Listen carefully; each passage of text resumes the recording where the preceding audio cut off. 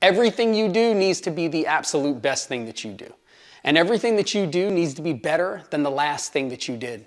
I was talking with one of the agents on my team yesterday, and we talked about 0.1%. Yes, 0.1%. And it's crazy because we were thinking about not 1% better, right? Just 0.1% better. The crazy part about that is most of the time when we're aiming to get better, we're doing things with the intention of other people seeing that we're getting better. But the truth is, when you're moving 0.1% at a time, you're probably the only person that notices.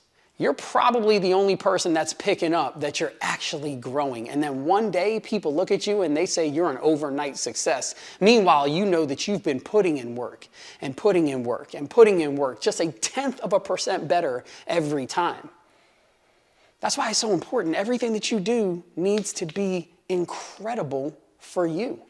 It needs to be better than the last thing that you did. It's so vitally important that you look at every action, time with your kids, time with your spouse, time on the job, time in your business, time by yourself, and you give every bit of yourself to that. And then the next time you're back in a similar situation, you need to go back in your mind and say, what did I do? How did I do it?